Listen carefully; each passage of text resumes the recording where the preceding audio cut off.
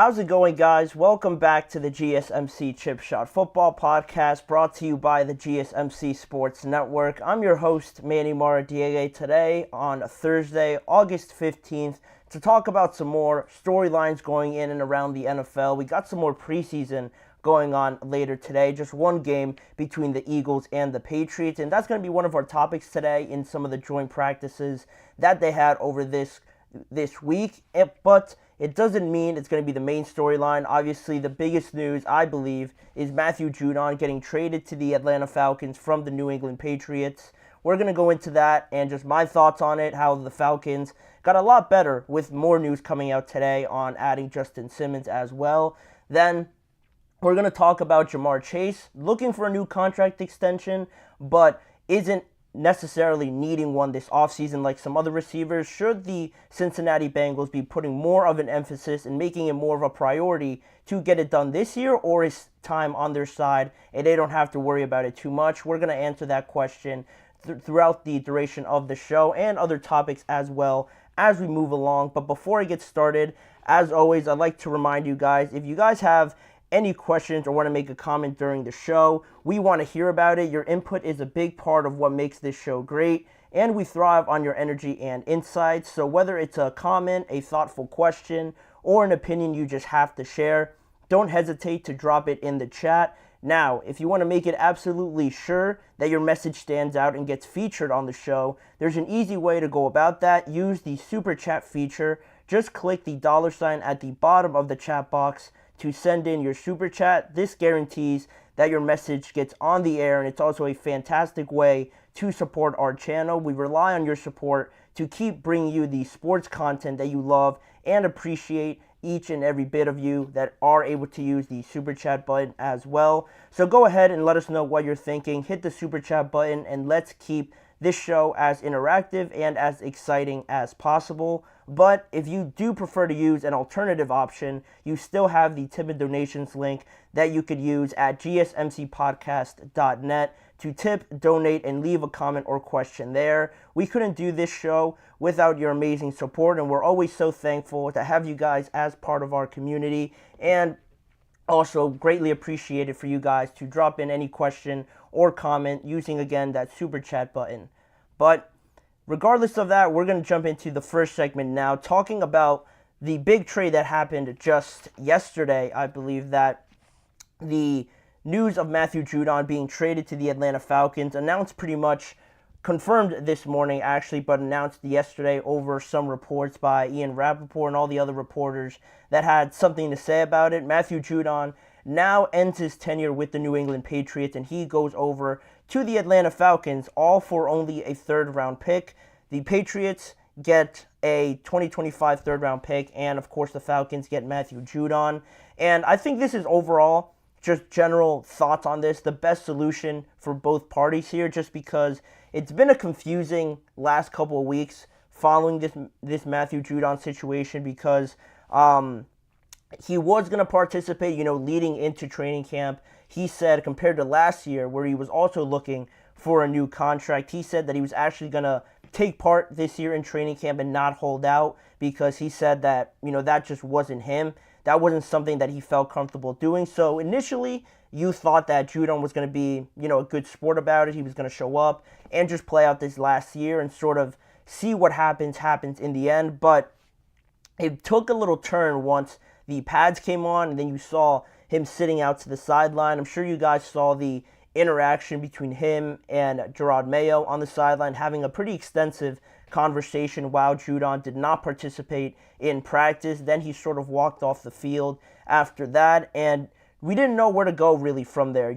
After that interaction, was Judon, just, done completely with the Patriots, or were they going to give him another chance? Maybe after that conversation, he would come back, and he did participate after that. He was seen at practice, taking part in it after that. There were also some reports that the Patriots made another contract offer to him, and maybe that could have been a way to solve it. Maybe they could have given him an extension by that point, but Judon right away rebutted that report and said that that never happened. He never got another extension. So really just murky waters and trying to understand where this situation was going to go from there.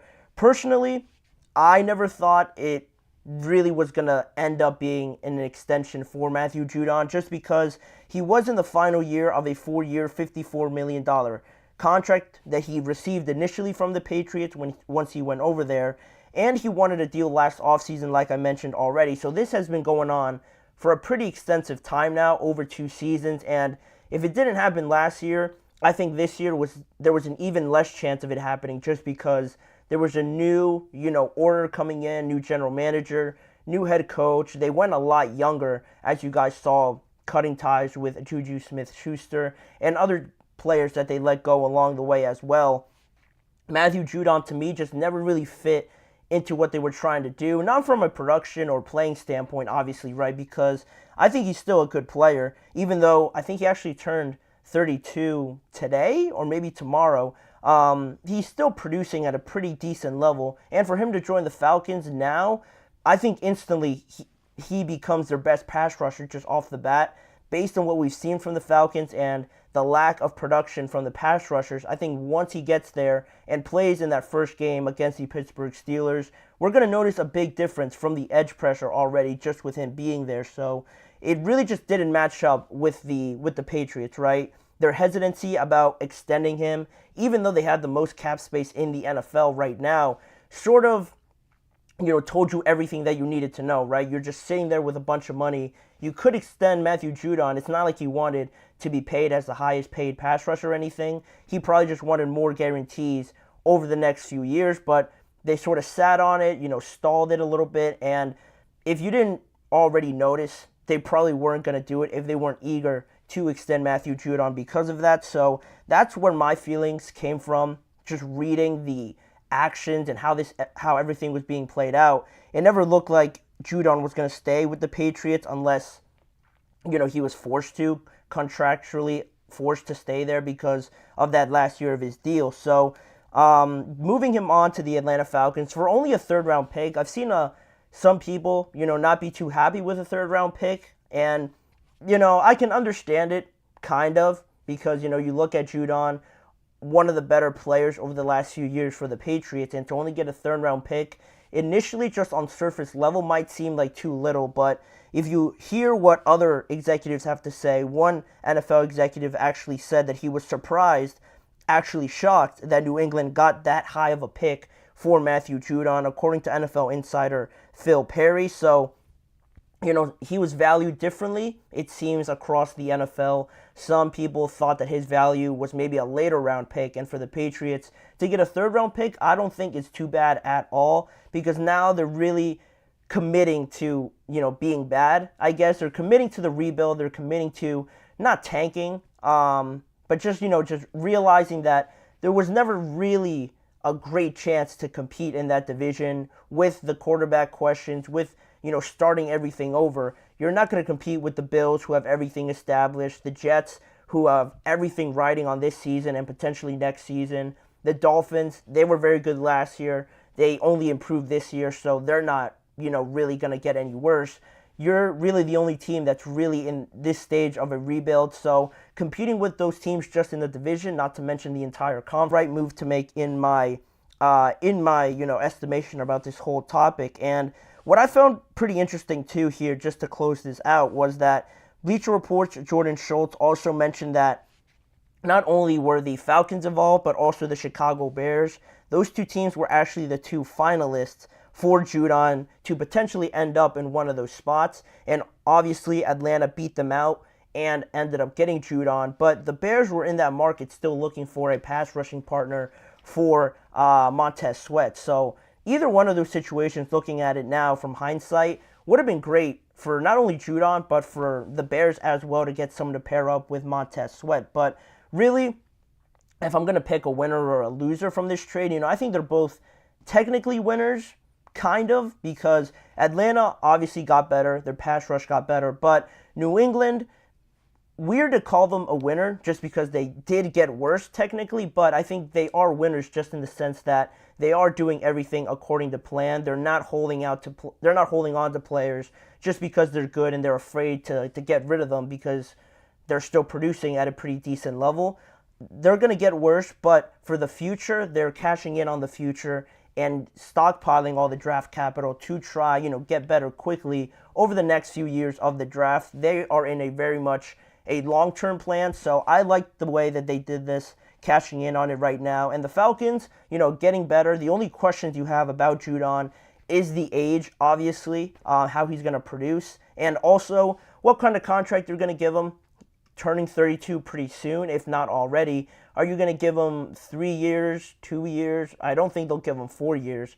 That's something else they have to figure out. They haven't technically given him a new contract yet, but reporters say that they are pretty much engaged in those negotiations thus far, and they are expecting Judon to get a new deal. I'm just interested to see what that deal actually is once the details come out. But overall, I was pretty satisfied with it. It stinks because the Falcons got better and they're playing the Steelers week 1, so not a big fan of that. But obviously, if I'm being non-biased, this is pretty exciting for for the Falcons fans. They're getting better, becoming, more of a contender over the last few days, just getting astronomically better from the defensive side of the ball. It should be exciting. It should be very exciting, an exciting season for the Falcons if everything obviously goes according to plan. But that's pretty much it on all the Matthew Judon news. We're going to move on to the first break of the show, but when we return, we're going to talk about another contract situation with Ja'Marr Chase, figuring out whether or not the Cincinnati Bengals should put more of an emphasis on extending Ja'Marr Chase right now, or should they, be a little bit more laid back like they have been and wait till next offseason to potentially extend them. We're going to look into all those details when we return. You're listening to the GSMC Chip Shot Football Podcast. I feel like I'm losing my mind. Is everybody in the world blind? Please, Lord, give me a sign, a sign. I feel like I'm losing my mind. Is everybody in the world blind? Please, Lord, give me a sign, a sign. I wanna be the greatest. Everybody on the fake shit. I look around and feel like everybody is the fakest. I make this every day and I'm impatient, hoping one day I blow up from the basement. Statement, the top is so vacant. I don't hear shit that I think is amazing. Waiting for my day when I'm playing sold out shows for 1,000 faces. Hey, give me that crown, get in my way and to be put down. It ain't your place, all this my town. If I want that shit, then I'll get it right now. I'm losing it, the noose it fits. I'm losing shit, a stupid myth. You choose to live or choose to dip. You choose to fight or lose your grip and lose a gift. I feel like I'm losing my mind. Is everybody in the world blind? Please, Lord, give me a sign, a sign. I feel like I'm losing my mind. Is everybody in the world blind?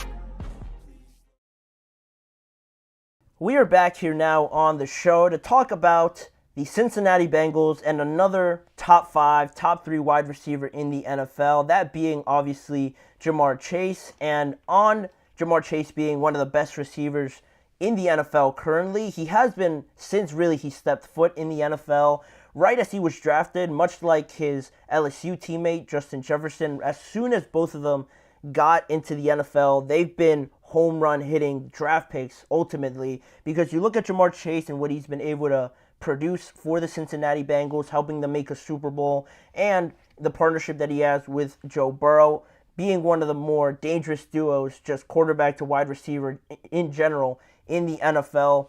But you look more deeper into his first 3 seasons, he has reached 1,000 yards in each of his first 3 seasons, and since he's been drafted, he's been able to do that. And also just last year, when it was all pretty rambunctious and just not certain on where the season was going to go for the Cincinnati Bengals last year, you look at still what he was able to produce in 2023, over 1,200 yards, 7 touchdowns, and 100 receptions nonetheless when Joe Burrow was in and out with injury, then ultimately being sidelined for the entire second half of the year with that wrist injury.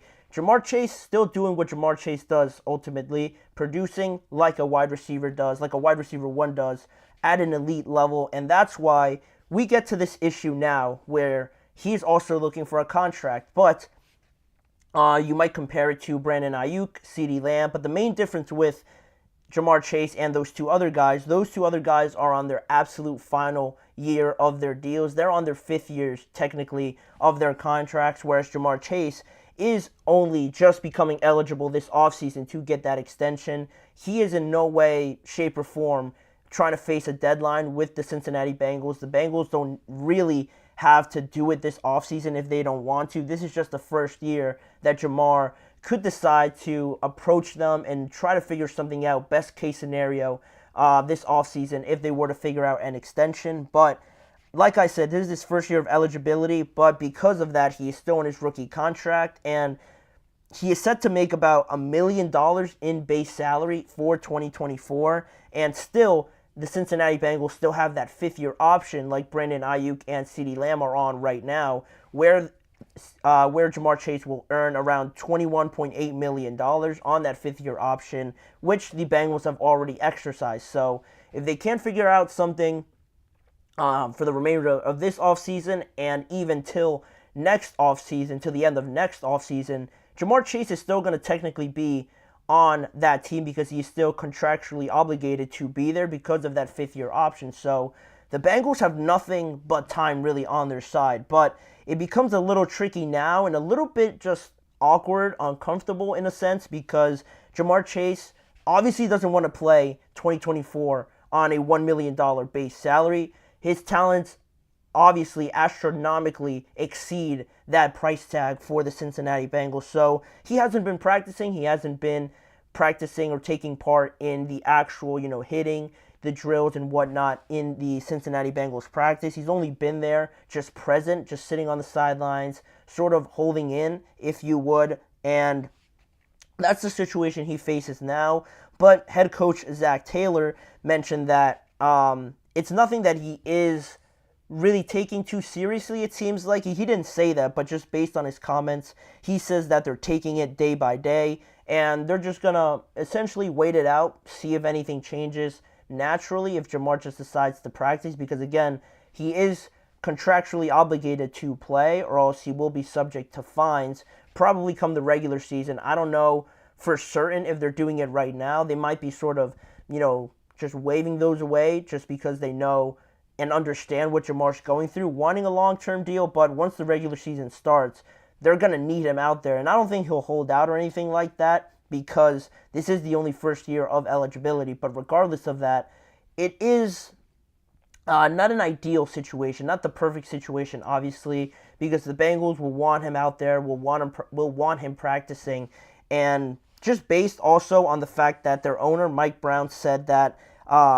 that they will do anything necessary to extend Jamar Chase, but he also mentioned how it probably won't happen this offseason. It's likely to happen at some point, maybe in the coming offseason, or that they're going to revisit it next year at the earliest. So it's not, facing a good situation for Jamar Chase to potentially get this done as soon as possible. And in all reality, the fact that Jamar's not there, you can kind of put up with that in a sense just because he is going to stay healthy, so that's a great thing. But you want him out there just because Joe Burrow's out there taking part in training camp. He was out there for the first time in forever in a preseason game, so you just want him out there to kind of get everything going, make sure everyone's on the right page. Unfortunately, you don't get to do that, but it's not too big of a concern that you think that it's going to affect Jamar Chase and he's going to drop to like 800, 900 yards because he wasn't there during training camp. That's not really the issue. It's just the fact that it seems like it's kind of happening pretty early, and in reality, this could carry on for the rest of this offseason, the entire next offseason, and then once you get to the offseason, even after that, I'm pretty sure the Bengals still have technically a franchise tag option if they want to apply that to Jamar Chase. So I don't think it'll get to that point, obviously, but that's the last resort that the Bengals and Jamar Chase could get to. But if I'm Jamar Chase, yeah, I'm holding in. I'm there at practice, but I'm not just taking part in it because I'm still confident that I could still go out there and produce. But the fact that he's holding in right now is a little confusing, and I wouldn't do it technically. I understand it, but I don't think I'd do that right now just because really if he waits a whole nother offseason, you'd probably expect to get CeeDee Lamb, that extension if you're the Cowboys. You expect Brandon Ayuk to sign a deal as well. So it could benefit Ja'Marr Chase ultimately to wait a whole nother offseason at the latest to potentially move that marker a little bit in terms of the wide receiver market. Maybe, I don't think it's crazy that CeeDee Lamb maybe resets the market. I don't think you can name another receiver right now that has the opportunity to do that. If anyone's going to do it, it's CeeDee. I don't think it's going to happen, but he is the one most likely to do it. And say he resets it by $1 million or $2 million, it gets 37 per year or something like that. It makes it a little bit better. It grows the pool a little bit more for Ja'Marr Chase for the next year. If he produces numbers like this, at least, which he seems to be doing already pretty easily, it's going to make it a better case for himself to get paid a little bit more. So that's why I really didn't understand too much why he was holding in right now. I can kind of see the logic behind it, but if I'm the Cincinnati Bengals, again, I don't really feel too much pressure trying to extend Ja'Marr Chase right now. Yeah, I want him practicing, but I'm not too stressed about it. He is in the final part of his deal, but it seems like Cincinnati is taking that approach already, knowing that time is on their side. So they're not really stressing too much looking into this situation right now. And really, this is a time for, if there was ever going to be a time for an owner like Jerry Jones to say there's no urgency, this would be the time to do it. This would be the perfect situation to say, there's no urgency to extend my best receiver, my elite wide receiver that I have on my roster. Not when he used it with CeeDee Lamb, but rather in this situation, knowing that you have at least 2 more off seasons to work something out. This is the perfect time to use that no urgency comment. But that's basically what the situation is for Ja'Marr Chase right now. He may end up, benefiting better because he waits another off season. You could see why he would want his money now. Paying Ja'Marr Chase, or if you're Ja'Marr Chase, earning a $1 million salary for all that you do for the Cincinnati Bengals is less than ideal, obviously, for Ja'Marr Chase, especially this year when you think about it and how important I would say for the entire team this is, because you look at the situation with T. Higgins, he's probably going to be on that last year of his deal. And he's probably going to move on after this, because if they're going to pay Ja'Marr Chase, I don't think they'll afford or be able to afford T. Higgins on another $26 million salary per year. So it seems like this will be the last year for T. Higgins. They moved on from Joe Mixon, so they're going to need Ja'Marr out there. They're going to need him to perform. And with all of that writing on this year, you look at Ja'Marr and what he's making, it kind of makes you feel a certain way about, so much is being put into this season. If you're Ja'Marr Chase, you want to get, validated for, going the extra mile and contributing so much to this year because of how important it is. You still want to have Ja'Marr Chase be fully locked in. And I'm not saying he's not going to go out there and give 100%, but if this year is so important and Ja'Marr's only earning so little, it seems a little bit odd because of that. But again, the Cincinnati Bengals, if they're going to try and show any urgency, I don't think it'd be this offseason. They've mentioned how, important getting this extension is to Ja'Marr Chase and how important that is to them. In comparison to T. Higgins, you see what they say about T. Higgins. I brought it up a few weeks ago now, where the owner, Mike Brown, I mentioned, said he would bend over backwards to extend Ja'Marr Chase, but when it came to T. Higgins, he said he gave a more extended answer, a more political answer, the pie is only so big. If someone's getting so much percentage of the cap space, we can't have everybody being paid at top of the market price. So very different to what he's saying in regards to Ja'Marr Chase. So that kind of leads you into believe that, yeah, it kind of stinks that you have to wait a whole nother offseason, but you're still in good favors with the organization. Ja'Marr is going to get paid. There's no way they'll even let him sniff the offseason after the next one. So it's going to take a little bit longer. Yeah, you're probably going to have to go out there and perform like this, but it could ultimately benefit Ja'Marr to the greatest benefit in getting an even larger contract if he goes absolutely crazy with Joe Burrow back. It seems like they only make it to AFC Championship games, so doing all of that this year only benefits Ja'Marr even more. And with this hold-in, wouldn't write too much into it. It is just something that Ja'Marr felt that he needed to do to preserve himself, probably best case scenario, but it isn't something anywhere close to what Brandon Ayuk or CeeDee Lamb or what the Cowboys are facing in their situations. Those are very different, and those guys are very much running out of time, especially the Cowboys, and figuring out what they're going to do about CeeDee and Dak Prescott as well. And not only that, mentioning that topic, but that is also going to be my next topic that I mentioned that we're going to get into after this break, talking about Micah Parsons and how he says he expects CeeDee Lamb to be there come week 1 when they're supposed to take on the Cleveland Browns. There's less than 3 weeks, I want to say exactly 24 days now, until the Cowboys play that week 1 matchup, and still no signs that an extension is close with CeeDee Lamb, but Micah Parsons is pretty confident, so I'm going to get into what he said, why I think it's going to be a little bit tough to get both him and Dak extended in 3 weeks' time, but stick around and find out more about that topic when we return after this break. Looking for your daily fix of sports talk without having to pay for it? GSMC Sports Network is available on YouTube. Just search GSMC Sports Network. Get your fix of daily sports talk shows on YouTube, absolutely free. NFL, college football, NBA, MLB, MMA, UFC, fantasy football, and so much more. GSMC Sports Network has shows running all day long, with new sports shows starting every 2 hours. Just like on your favorite cable sports channel, except GSMC Sports Network is absolutely free. Just search GSMC Sports Network on YouTube to catch one of your new favorite shows, like the GSMC College Football Podcast, Chip Shot Football Podcast, Hoops and Heels Women's Sports Podcast, GSMC Basketball Podcast, and so many more. Check it out for yourself.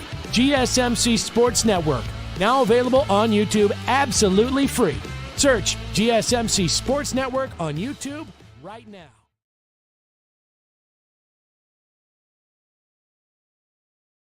We are back here now to continue to talk almost about the Dallas Cowboys and their star wide receiver, CeeDee Lamb, after we just finished talking about Ja'Marr Chase and how actually an extension for CeeDee Lamb could benefit Ja'Marr Chase in the near future. But to stick on the Cowboys now and actually transition over to them, there's 24 days exactly until Dallas takes on the Cleveland Browns in their first matchup in week 1, and that's going to be on September the 8th. Obviously, nothing is seemingly moving for CeeDee Lamb right now in terms of a contract extension.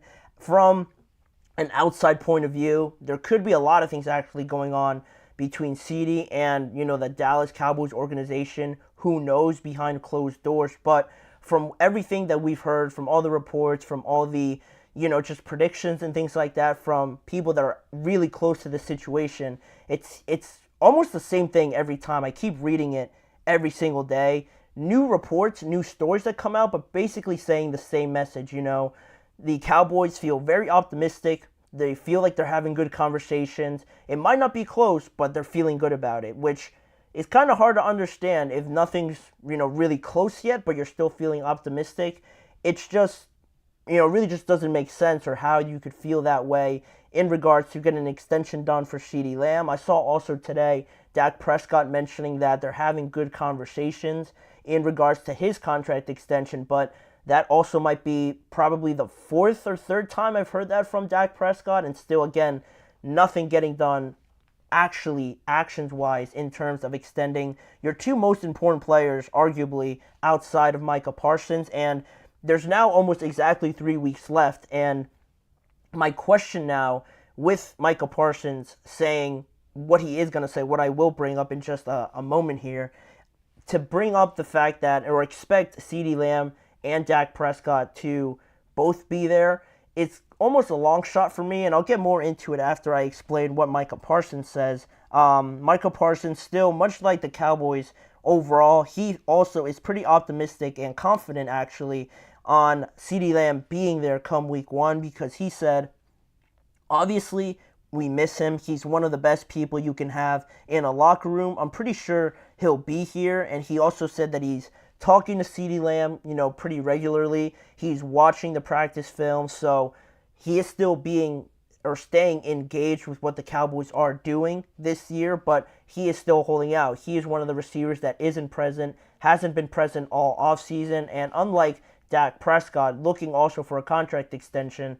Dak has shown up, and he seems almost very indifferent to the idea of maybe this being the last year for the Dallas Cowboys and Dak Prescott as a unit.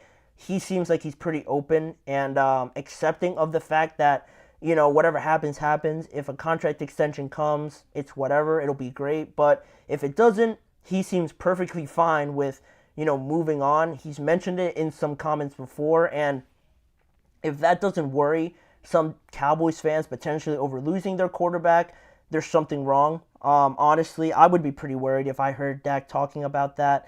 But also just continuing on with what Micah Parsons had to say about CeeDee Lamb, he said he knows he's not going anywhere. The business side, they're going to take care of it, no doubt about it. On week 1, he will be suiting up for the Dallas Cowboys. Sounding pretty convincing. It sounds pretty convincing hearing it, what Micah Parsons had to say in that answer. But Dallas players usually end up spilling information, honestly, before anything is done, or actually spilling out more information than they should have. So maybe Micah Parsons knows something, maybe because of this constant theme that we always see from Dallas Cowboys players of always spilling personal information or oversaying something that they shouldn't. Maybe Micah could be inclining everybody to think that this contract is actually close to being done, because he does sound, again, pretty convinced and pretty confident that CeeDee Lamb will be there. I truly don't believe he'll be there without having that contract first. So it's not a matter of fact of him just showing up because it is the first week of the regular season. I think he'll have no problem sitting out of that game, much like Chris Jones did last year when he sat out of the Lions game with the Kansas City Chiefs. They ended up losing that game, probably working out in Chris Jones' favor a little bit more. They lose that game, and then almost right after that, they extend Chris Jones to a massive deal, and it all works out. So I expect CeeDee to pretty much follow that same exact blueprint if he has no contract. I don't think he'll just show up because it is the start of the regular season. And now I wanted to get into this report by the Cowboys beat reporter, John Machota, and he said from The Athletic, he said a bunch of his thoughts on how he feels this could play out, talking about a regular season deadline, almost like Micah Parsons was mentioning in his statement. John Machota said, "The Cowboys generally don't do deals during the season, so if Prescott doesn't have a new deal by September the 8th, it's probably not going to happen this year," and he believes also that Dallas could let him play out this last season, then circle back next offseason to see if they could work something out with him. So just taking that and acknowledging the fact that he basically said they have until the start of the regular season to get something done. Now, it isn't 100% certain that they wouldn't, break that tradition, break that theme of not working something out in the regular season for obviously their franchise quarterback and one of the best receivers they've ever had, arguably. I couldn't see why they wouldn't break that tradition, but based on how the Cowboys have done business over the last few years, according to Machota there, he said that it usually goes to the regular season, the start of it, and then that's pretty much it. So the Cowboys have pretty much until that September 8th deadline to work something out. And also, continuing on with these reports, the Athletic's Jeff Howe chimed in, and he said that before this past weekend, that it doesn't appear that Dallas are relatively close to a deal with Dak Prescott, even though they badly want to lock him down. So, kind of contradicting there. They're not close to it, but they want to keep him. Kind of inclines you to think that maybe the asking price for Dak Prescott, what he's asking for in a new contract, could be a little bit out of their pay grade, which seems a little ridiculous just because, again, this entire situation with the contracts has basically just been because of the decisions that the Cowboys have decided to take, because they waited so long, almost to the absolute last minute, to extend almost all of these guys at the same time. It's, getting a little bit dicey now in extending everybody, even though, like Jeff Howe says, they badly want to lock down Dak Prescott, obviously because he just came off of a great regular season. He's their franchise quarterback. And again, he's just the quarterback in general. Teams want to keep guys around, obviously, playing the quarterback position, especially if they're playing to the level of Dak Prescott. But it makes you think that if they want to do it so badly, but they're not close at all, maybe the asking price is just not what they want to do. And now, that might seem like a Dak Prescott problem. That might seem like Dak's being a bit of a bad guy, maybe asking for too much. But you could also look at it in a way that maybe the Cowboys are just not willing to offer a value that a lot of people probably think is fair for Dak Prescott. We don't know what he's asking for or anything like that, but maybe you could shape this in a way in thinking that the Cowboys might be being a little bit cheap, not wanting to overpay for Dak Prescott and wanting to do it. Of course, they want to keep him, but not willing to overspend in their estimation to try and keep him is what I'm trying to get at. So, you could look at it a lot of ways, and I think those two ways are very similar if you look at that report and think, oh, wow, Dak's asking for too much. Who does he think he is? He shouldn't be worth that much. But also, maybe he's asking for, I don't know, $55 million or maybe just a little bit more, and the Cowboys are reluctant to pay that because it might be too much for them in their estimation. So there's always two sides of it. And also going back to John Machota's report, he seems pretty confident in that an extension for CeeDee Lamb is a little bit closer, so they can both be done, but will they be able to have the opportunity to do both? And that's really where my thinking goes to with all of this. With about 3 weeks left, and according to the fact that Dallas doesn't really do business after they're into the regular season, it's kind of hard for me to believe that they're going to give the contracts to both of these guys, market-setting contracts in this time frame.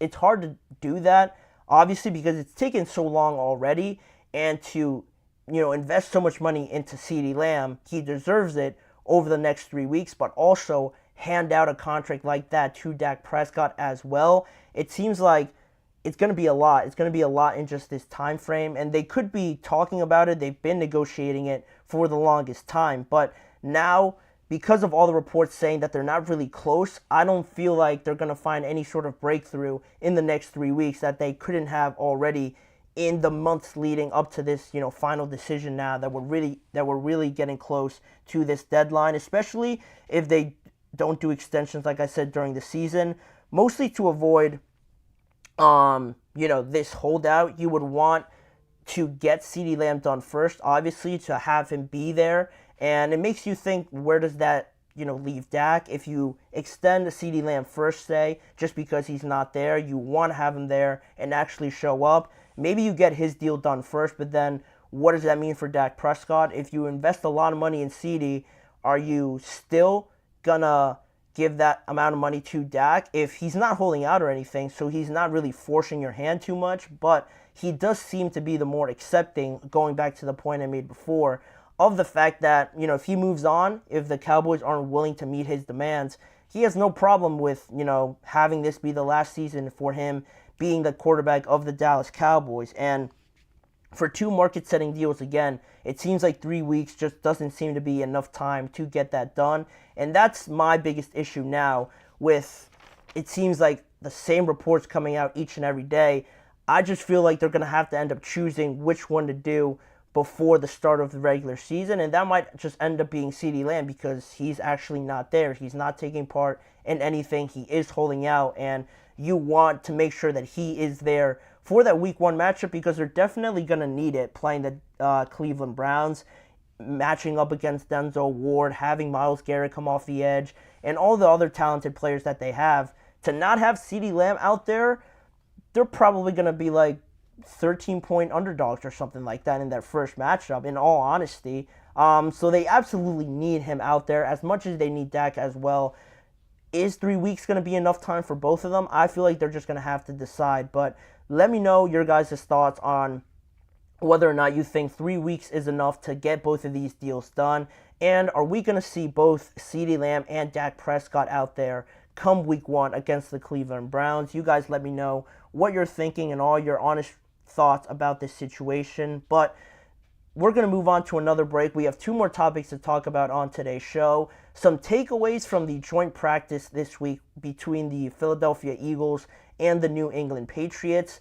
Not a lot of positive news coming from the Patriots side of things, but we're going to get into more of that. And then lastly, continuing on our series, the biggest remaining questions for the AFC South teams this time around, talking about the Jaguars, the Titans, the Colts, and the Houston Texans in the last segment of today's show.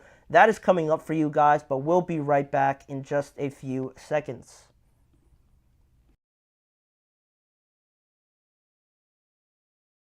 For the best and latest podcasts available anywhere, go to the podcast app on your cell phone and type in GSMC to access free content-rich podcasts on health and wellness, book reviews, sports, entertainment, relationships, social media, movies, technology, finance, and even weird news. Subscribe and download the GSMC Podcast Network's family of shows, available everywhere podcasts are found.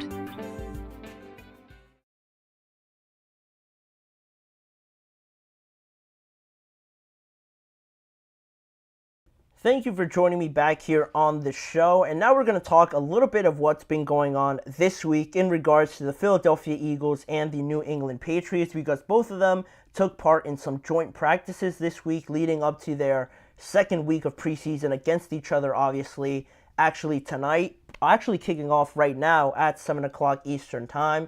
So with that matchup being, live right now, they held those joint practices on Tuesday, I believe, and potentially or Monday, I believe, and maybe potentially on Tuesday. But with that being the case, you get a little bit more of a better understanding, I always believe, with joint practices, because you're not always going up against, obviously, your teammates. Maybe not always going 100%, because it does get a little just boring and repetitive going up against the same guys that you're really on the same side as. So now with these joint practices, not only do you get better competition, but I really believe you get a better sense of how far along your team is when you're in a practice setting.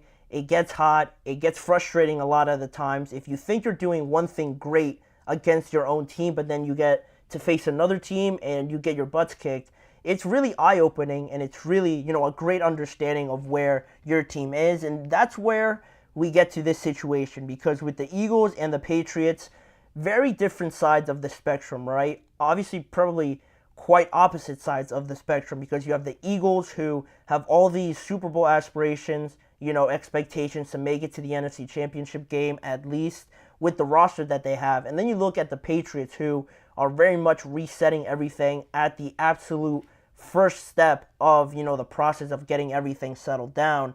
To have these guys in joint practice, you could probably imagine it didn't go well for the New England Patriots, and that's exactly what I wanted to talk about, because it wasn't so competitive from just a standpoint of looking at the drills and how, there was a couple Patriot wins here. Some Eagles players got some wins in these drills. It was pretty favored towards the Eagles side of things. And for some reports coming out of Tuesday's practice, according to NBC Sports Boston's Phil Perry, he pointed out that the biggest issues were with the offensive line for the New England Patriots, mentioning how it's been such an obvious weakness and so bad that the offensive line and just the offense in general, on Tuesday, the unit allowed more sacks that day than passes completed from Jacoby Brissett and Drake May throughout the duration of the practice, which is pretty incredible if they actually recorded it right. That's insane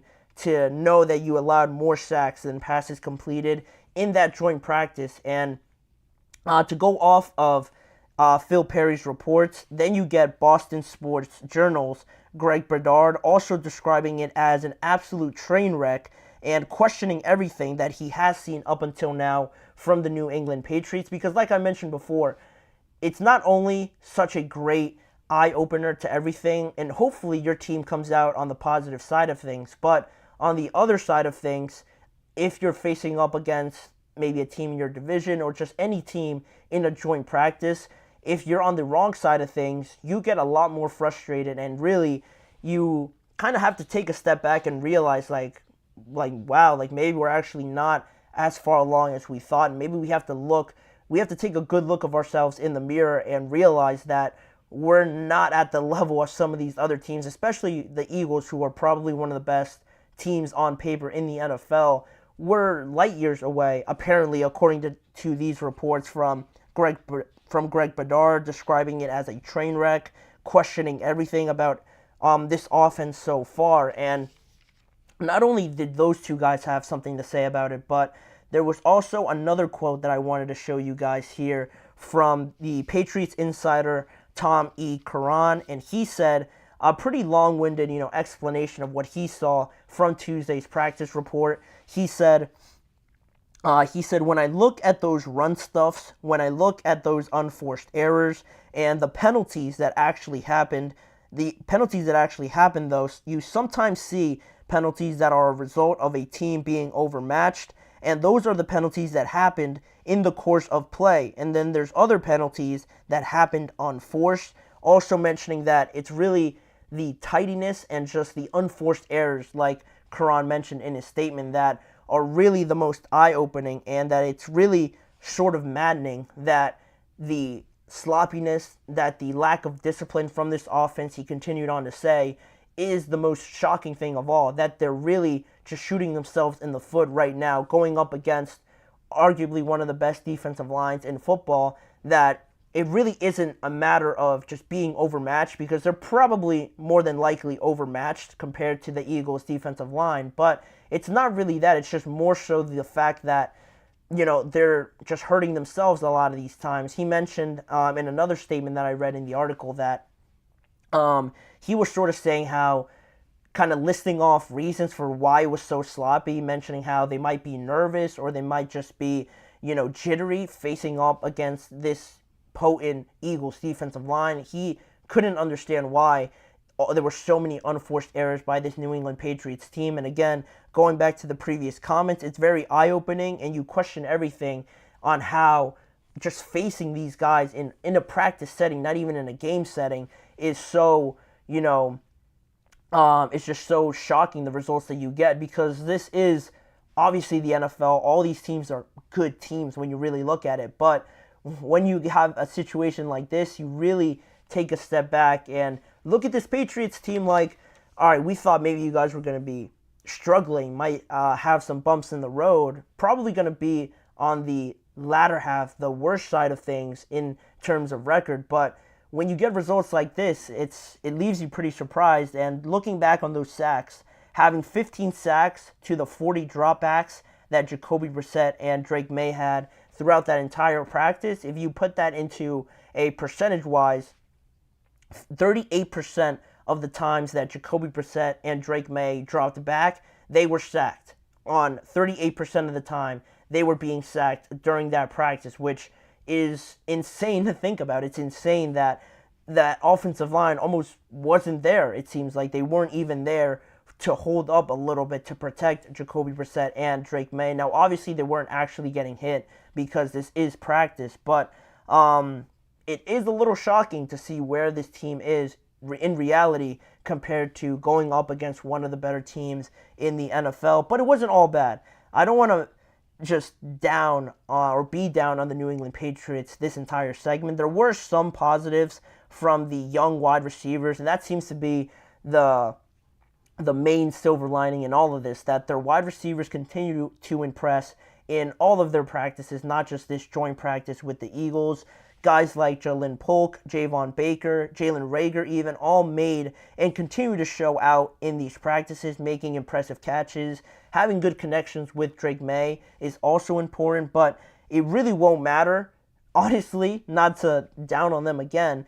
If this offensive line isn't protecting anybody, if they're allowing a lot of sacks like they did, those receivers are never going to see the ball or even look at the ball coming out of the quarterback's hand if the offensive line doesn't improve. So obviously the Patriots have to figure that out and have to just, get back to at least being disciplined. That's the least you can do. You don't have to execute on every play, but to just be out of the play before it even starts by having false starts and just, missing your assignments and things like that, you're putting yourself at a disadvantage before the play even begins. So that's really something I found pretty surprising as well. But to throw you guys a question here on this segment, not just throw out these negative stats about the Patriots. Is this more of a positive look on the Eagles, that they are so good, that they are so far in advance, that they are pretty much clicking on all cylinders already? Or is it more of a worse look on the New England Patriots for being really so bad in this instance? And to that question, I would say I think it's a better look for the Eagles than it is a worse look for the New England Patriots, just because of the fact that we knew New England was going to be bad. Maybe we didn't know they were going to be this bad, but when you look at this matchup, when you look at the odds and the bets for this matchup, I don't know if it happens during the regular season, but if it did, you would see probably a spread of at least 10 to 12 points, and it wouldn't almost be worth betting on this game if you were to do that in this instance, because the Patriots are nowhere near the roster matching up with this roster in terms of talent or just depth at every position. The Patriots aren't there yet, so again, to think that they're this bad, maybe they just had a bad day at practice, but overall, you knew the Patriots were nowhere near or having nowhere near the goals that the Eagles would have in 2024. So to me, if I had to pick one, it's definitely a better look for the Eagles, especially coming off last year where they really just fell off in that later half of the year. To come out looking like this, executing on offense, it seems like, with a new offense with Kellen Moore coming in there, I think it's more of a better look for them. It just shows that they are picking it up right away on the defensive side as well. Creating this much trouble for an NFL team at the end of the day is another great sign for Vic Fangio and the ideas that he's trying to teach and give out to his defensive players as well, being his first season as the defensive coordinator. So, they're supposed to dominate teams like this, in all honesty. With the roster that they have, the talent, the players that they have as well, they're equipped to dominate and perform like this with the players that they have in hand. And really, it's a harsh reality for the Patriots, but it's also, you don't expect too much out of the Patriots, in all honesty. To put up a fight, to see the Patriots going toe-to-toe with the Eagles, say, in practice, instead of looking this bad, I think would have been even more surprising than what we actually saw. But, it is what it is. The Patriots, they're probably, I don't know what the game is looking like right now. It just started, but I maybe don't expect it to be particularly close. But it's not about the results, honestly. It's about how they try to improve. Even if they get their butts kicked, try to find the positives in that and get better as you go out through this regular season. But that's pretty much it. That's the update that we got from the joint practices. An eye-opener, certainly, for the New England Patriots. But with that being said, we have one more topic to get to on today's show, looking at some of the biggest questions still remaining for the AFC South teams and how they try to answer it to get the best results that they can in 2024. We're going to get into all of it and answering some of those questions when we return after this short break.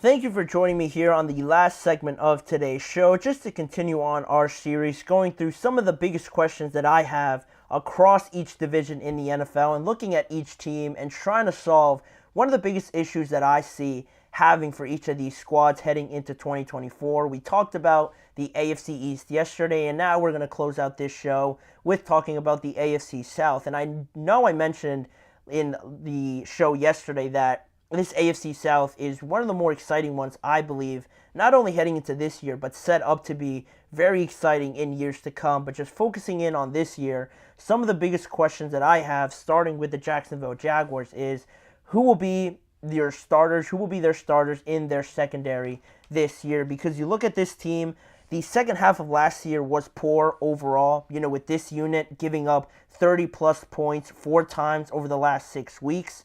Then they brought in a new voice in there, hiring Ryan Nielsen from the Atlanta Falcons to be their new defensive coordinator. So obviously when you give up 30 points on average 4 times over the last 6 weeks, you're going to have to need a change, especially if you crash out of the playoff race like the Jaguars did. You have no choice but to move on. But now, how does Ryan Nielsen deploy his new plan, and who will he decide to have out there as their starters? Because it seems like they have a few candidates here, or actually it seems like Andre Cisco, their safety, and defensive back Tyson Campbell are really the only guaranteed starters up until this point. The rest is pretty much unknown because you have guys like Darnell Savage, who's coming over from the Green Bay Packers. I expect him to start because they gave him a pretty nice contract overall, so I expect him to be in there, but he's a candidate to start, maybe to start more so in certain packages than others. You could deploy him at different positions, honestly. Then you have a guy like Ronald Darby, Jerrion Jones, DeAndre Prince, Antonio Johnson. All of those guys are candidates to fill a bunch of these spots on this secondary, and if you look back to who you see on your screen, Andre Cisco, he actually said one of the biggest differences he noted in this division from just last year to this year is the quality of wide receivers that the AFC South has brought in. Now, looking at each team, you go through every squad, and you're left pretty impressed with what you see. The Jaguars still have Evan Ingram, Christian Kirk, and guys like that. They drafted Brian Thomas Jr. out of LSU as well, so they have a pretty exciting receiving core still from last year. Then you look at the Tennessee Titans, adding Tyler Boyd and Calvin Ridley to their squad, already very impressive. Then you look at, obviously, the Texans with Stephon Diggs, Nico Collins, Tank Dell, Dalton Schultz, all these guys. They're probably the best equipped in that division. And then even the Indianapolis Colts with Michael Pittman getting that contract, staying with the Colts. They still have Josh Downs, who was pretty impressive last year. And they brought in A.D. Mitchell, a very exciting rookie in this year through the NFL draft in the second round. So all of those teams have very good receiving cores. So the Jacksonville Jaguars, to have the secondary be the worst or more doubtful position on their defense, I think it is something that they have to fix and address, obviously. But it's good that they have all these options, but it's going to be very important to line them up and figure out what works for you going forward, because this is very much a passing division, one of the more pass-heavy ones in the NFL. So if you have that struggling in the regular season, it's not going to go too well for this Jaguars team, who does have a little bit of pressure heading into 2024 with the way that the year ended last year and all the money that they gave to Trevor Lawrence this year. So it's not like they could just get by and no one's going to notice. They need to put up results as a very important part of this year as well. But we can move on to the next team, talking about now the Tennessee Titans. And again, very offensive-based question for them is, will Levis ready to take the next step to lead this team in 2024? Because they are probably the team that changed the most, right there hand in hand with the Houston Texans. But it's hard to address everything, but the Titans almost certainly did that and got a lot better just from how things ended last year to now looking at this team in a completely different way heading into 2024. The only thing that maybe they didn't address fully could have been, I don't even know, like their linebacking unit, maybe pass rushers, edge rushers, if I really were to say something. But really they addressed everything else, because you look at not only bringing in Brian Callahan as their new head coach, they brought in those guys like I mentioned, Calvin Ridley, Tyler Boyd. They added Lloyd Cushenberry and drafted J.C. Latham on their offensive line. Then also on the defensive side of the ball, they bring a guy in like L'Jarius Sneed, Chidobe Awuzie on their cornerback spot, so that's pretty much taken care of. They brought in Kenneth Murray from the Los Angeles Chargers for their linebacking position as well.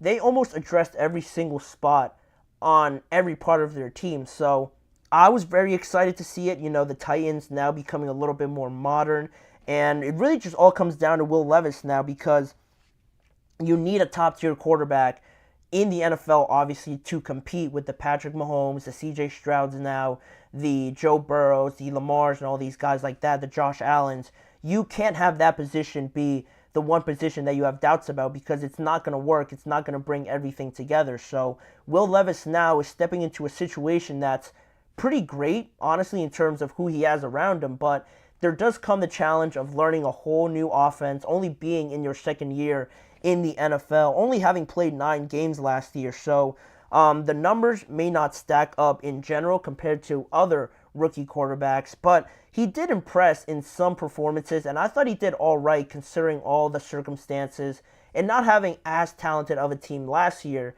than he has right now. I also think this offense does fit him a little bit better with Brian Callahan coming in, obviously now. Having a more spread offense, I think, benefits Will Levis because he is talented throwing the ball. I think he has one of the more underrated arms, just from the limited games that I saw last year. And you look at some of those performances, 2 of them stand out to me mostly. Was that road win that he had against the Miami Dolphins late in the year.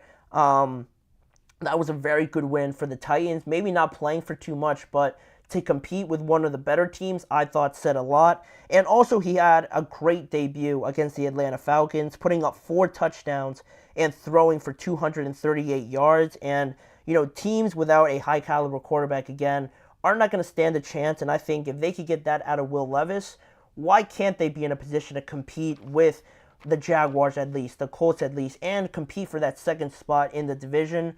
And if they do that, maybe they don't go toe-to-toe with the Texans yet, but if you're in the second spot, you could be right there for a playoff spot. So if Will Levis could do that, I have high hopes for this Tennessee Titans team. And then the next team here I wanted to talk about is the Indianapolis Colts. How do they overcome, or where do they find the pass rush help after they lose their sack leader last year in Samson Ebukam? And it might not be a household name, but Samson Ebukam tore his Achilles during Sunday's practice just this week, so that's a pretty big loss. Again, not a household name, but he was this team's sack leader in 2023 with 9.5 sacks, followed by Kwity Paye, DeForest Buckner, and some other guys with around 8 sacks as well, putting up decent numbers. But when you lose a guy putting up close to 10 sacks, it's definitely going to affect you with a very young defense and a very young secondary at that. So where do you find the help? Where do you find more sacks coming in? You could expect DeForest Buckner to be in there, Kwity Paye as well, but I'm looking at a guy that you see on your screen, their first-round selection, Laiatu Latu out of UCLA, and how quickly he can get acclimated. He's probably going to play a lot more now with Ebukam now sidelined probably for the entire year. How up to speed is he? How much can he contribute right away? Again, adding to that youth on that defensive side of the ball. But if you could find something in Laiatu Latu and have him put up around 6 sacks or something like that, it's going to help. It's not going to be a lot, obviously. Maybe he does put up a lot. Maybe he breaks out and has like 10 sacks or something. But realistically, he's probably going to be around 6 to 7, maybe something around those numbers. And regardless of what you get out of him, to see maybe that growth and have him be into this position right away, maybe it'll help him. Maybe it'll help him grow a lot faster if he has more responsibility. But it is something that they do have to address, because you can't afford to not create pressure again in this division that you have all these great quarterbacks. Stroud, Lawrence, Anthony Richardson for the Colts doesn't really apply, but Will Levis as well. All these offenses, you need to create that pass rush, or these guys are just going to sit back there and pick you apart as long as they have that time to. So finding the pressure from somebody else that could step up is going to be huge for the Indianapolis Colts. Trying to compete there, if they could get the best out of this defense and have them contribute and match the offense, because I think their offense is going to be very talented and very good this year. If they could get the same out of their defense, I think it'll be exciting for them as well. And then the last team I wanted to mention here is the Houston Texans. Not so much positionally, but just dealing with the expectations. Heading into last year, if I told you that we were going to expect the Houston Texans to be maybe in and around the AFC championship game just a year later, you probably would have looked at me like I had three heads or something like that. There was no way you could have told anybody, or anybody would have bet that the Texans were going to be this astronomically good just a year from drafting a rookie quarterback, not really knowing what you have in this team. You have a new head coach, so you're pretty much feeling everything out, but you go out there and you have your rookie quarterback produce one of the best, if not the best, rookie season in NFL history. And now managing these expectations from one year to another, because obviously you got a lot better bringing in Stephon Diggs, Danielle Hunter, Joe Mixon, to add on to the already phenomenal players that they had in Derek Stingley, Christian Harris, Nico Collins, Tank Dell, Will Anderson, and guys like that.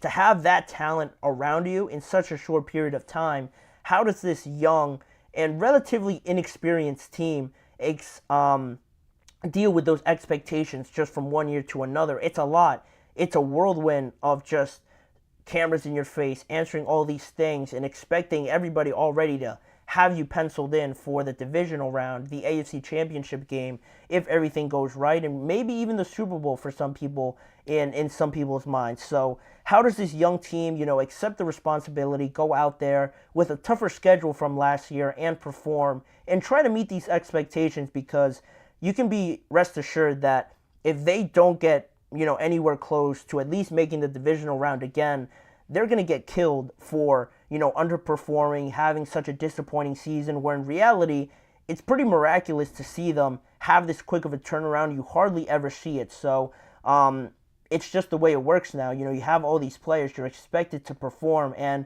I have confidence in them, but that's something that I don't think a lot of people think about. The expectations for such a young team to try and meet them right away could be a lot more difficult than a lot of people estimate it to be. But I have confidence in them. I really like CJ Stroud as a player, not only on the field, but the leadership he brings, the kind of person and character he is in and every day for that organization, I think is great for them. I have them making it to the divisional round at least. So anywhere besides that, I think is still going to be very impressive. They have the pieces to do it. They just have to go and execute. But that pretty much does it for that segment, and that wraps up today's show. I want to thank you guys for joining me on today's episode of the GSMC Chip Shot Football Podcast. Please remember to like, follow, and subscribe to the show, as well as following the network on all forms of social media.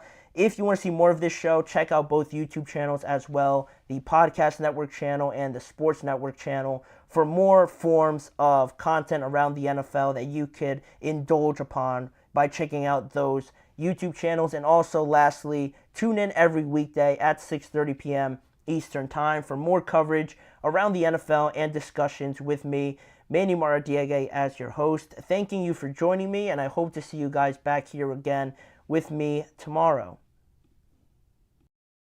Mm-hmm.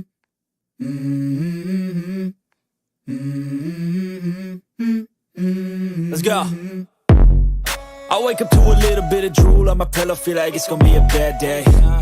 Yeah, I'm tired of shit, and the coffee ain't hit yet, damn, ain't that great.